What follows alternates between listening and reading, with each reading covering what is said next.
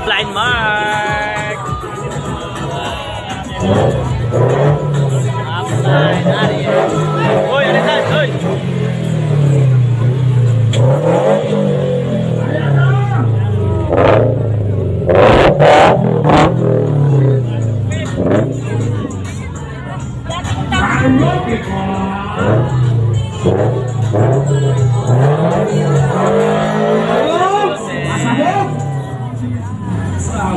Upline Ariel.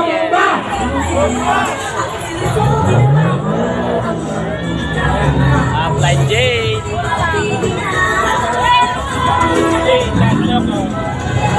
Upline Mark. Ay mga parga, baka tawakan. Gilid na po kayo, gilid na.